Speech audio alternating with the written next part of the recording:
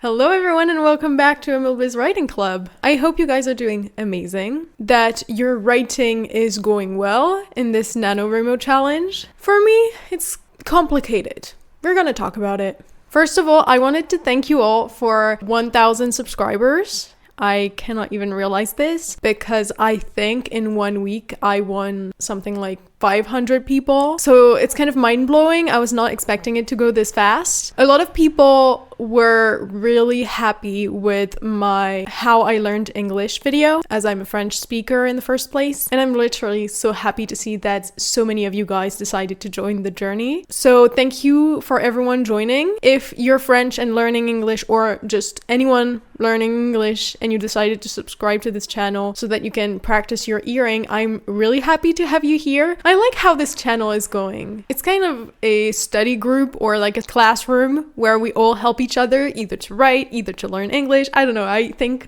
I'm loving this channel more and more, and I wasn't expecting to go up to this. So thank you very much everyone for joining. I'm really grateful to have you here because I feel like from the feedbacks I had from you guys, this community is just so nice. You guys were so nice and so sweet. I don't know how to explain. There's so many platforms where people are easily mean, and I feel like on YouTube people are so much more, I don't know how to explain, but I feel so safe on YouTube. So thank you guys so much because it really motivates me to create. That was the first thing I wanted to say. Thank you so much for being this safe. But yeah, if we go back to writing, it's been terrible. I've been writing, not that much, but I've been writing, and it has not been 100% fun. I've been warned so many times that writing was not easy. Like, everyone tells you this, that writing is difficult, that it's not going to be fun all the time, that sometimes you will be blocked. Everyone heard of writer's block, obviously. And then I recalled something that I've learned in Central Washington University about the zero draft. When I studied English there, I had some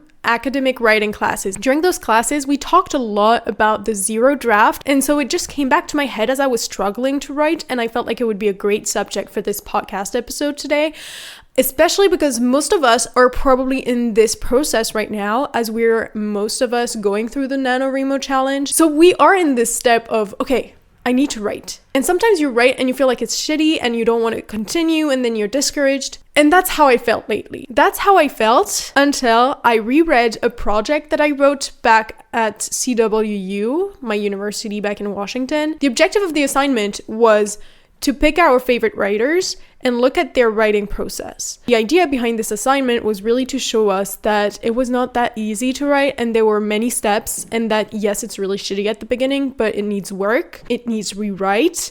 And we've talked a lot about the zero draft, and I needed to reread that. And honestly, after rereading most of my work, I was kind of motivated back again. So I felt like sharing it with you might be a good idea. So first, let's kind of define what a zero draft is. Basically, the zero draft is this moment where you start writing. It's not even a first draft. It's you allow yourself to write everything that goes through your mind, even though it's terrible. You need this moment of writing something absolutely awful just to start writing. I found back some sentences of authors that were encouraging us and telling us a little bit more about how they felt with this zero draft. So I found this quote from Angie Thomas. She's the author of The Hate You Give, that was brought up into a movie that I haven't watched, and that's a shame. I really need to watch this movie. I've also heard of her book On the Come Up and Concrete Rose. I don't know a lot more about her books, but I really want to get into it. The Hate You Give, from the trailer that I saw, I feel like there's so much that I can learn from it. And so this author said,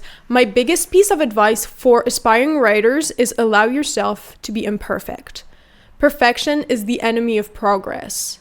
Every book you've ever read started out badly." Basically, you have to get out this idea that people who write well at the very beginning. And not you. I also have to get it out of my head because I think that's what is making me struggle through this zero draft. And then I found this passage I wrote about Leigh Bardugo, of course. She's always there somehow. I love her so much. Her first book was published when she was 37. I think she started writing it when she was 35. I've heard in an interview that she's always wanted to write stories, and she arrived at that point point in her life where she, I think, changed her job because her previous job was making her think too much of her father who just passed. And after all those years of trying to write and not writing the book that she wants to write, she decided it did not have to be good, it had to be done.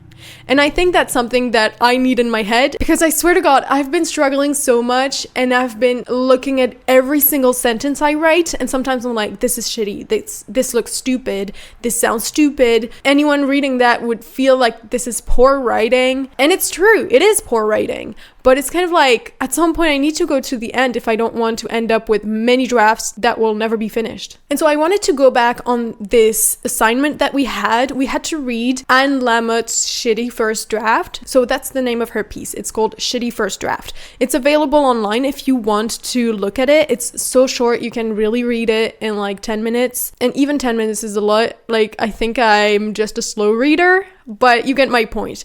You can definitely read it in a very little amount of time, even 5 minutes and less for the fast readers. But I know I'm a really, really slow reader, so I think it took me 5 to 10 minutes to read. It's like 3 pages, not a big deal. And there's one passage in this piece that I really liked and I wanted to read it to you. There were so much from this part that I needed to read again, knowing the situation I'm in right now. In her piece, she writes, "The first draft is the child's draft, where you let it all pour out and then let it romp all over the place, knowing that no one is going to see it and that you can shape it later. You just let the childlike part of you channel whatever voices and vision come through and onto the page. If one of the characters wants to say, 'Well, so what, Mr. Poopy Pants?'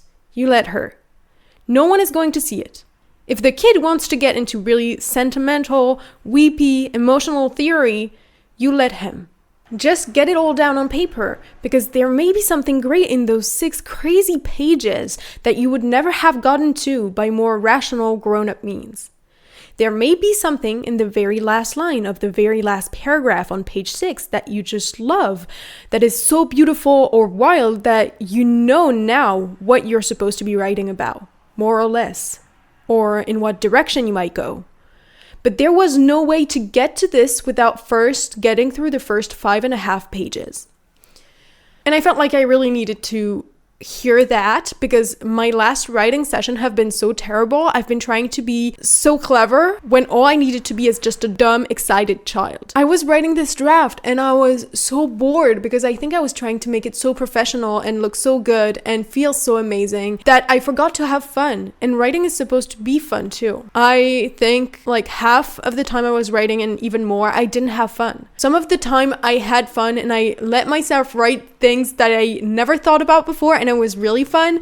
And at that moment it was great. And then I tried to write in a more professional way here and there and try to piece things together and do foreshadowing and things, but it just didn't bring to anything because I ended up not writing. And I feel like I really needed to go back on this assignment that I did and get back all those informations in, just to remind myself that I have to be a child when I write this Dior draft. It's a stupid draft that no one is going to see. Who cares? I need to have more fun. I need to be less strict with myself. And honestly, if it's your case, let's do this together. Let's just be childish and write stupid scenes and write the scenes we want to. And you know what? If 2 characters are never meant to be together, but you want this scene where it's so tense and they end up kissing, why not? If you want this character who just punched someone else in the face, then do it. Who cares? No one is going to see it. And yes, it's going to change the entire plot, but who cares? I'm in this state of mind of like, this last writing session was so terrible that I really needed something better, something more interesting, something more fun to do. And I just wanted one thing, is to get out of writing. I just wanted to finish the number of words I had to write and leave. And now that I realize that, it's just so sad. I love to write. I don't want to be writing and then be in the middle of a sentence and be like, I don't want to do this anymore, just because I'm bored and I don't allow myself to have fun. And also I was thinking about this, sometimes when you daydream, most of the time it happens with music in your ears. And you have this amazing music in your ears that makes you feel so wonderful, so excited, and you want to do everything. And then you close your eyes and you imagine yourself with fictional characters and you just go on this sort of path where you're just having fun and the craziest things happen, but who cares? It's in your head and no one's going to see it and it's not serious.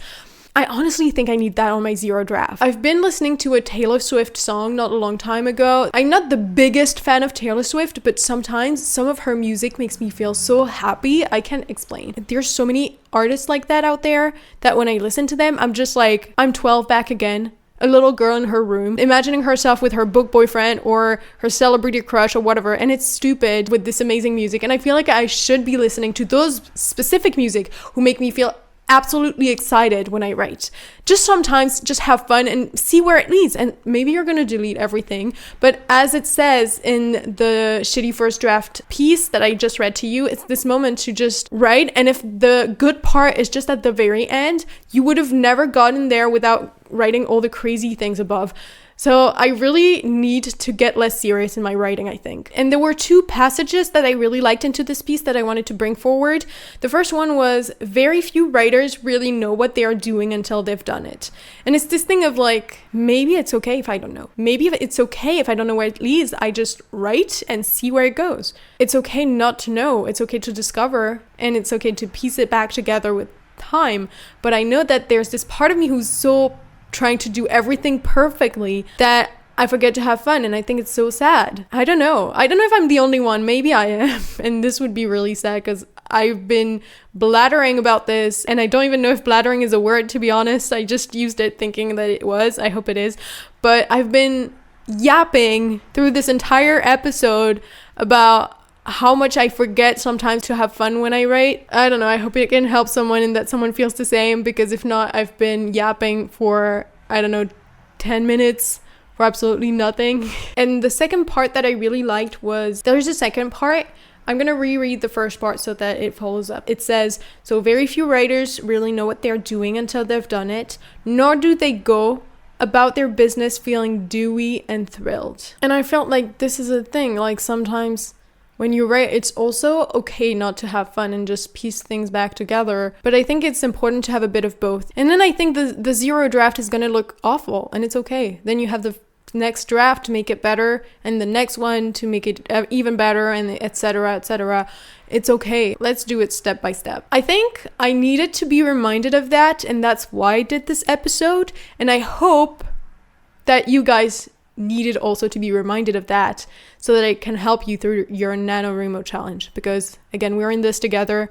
We're gonna make it. I think I'm just at like 2,000 words. I'm so far from the 50, but we're gonna keep working. How many days do we have left? We have 9 days. Let me divide that just to have an idea of how much I need to write per day. So 50 divided by 9. Okay, I need to write around less than 6,000 words per day. That's a lot. You know what? If I have to finish this challenge writing every silly things that goes through my child's mind, I'm gonna do it. I'm gonna write the stupidest scene you've ever seen. And you know what? I think I'm gonna save them. And in case this book comes out, when this book comes out, that's better. Let's manifest. When it comes out, I might share with you, I don't know, maybe on Instagram or something, all the terrible draft that I had, and maybe there are going to be so many fun scenes that we're going to find. And I feel like also all those crazy scenes you can write can help you discover more about your characters and build them as real human, because there's this thing that I love with books. It's when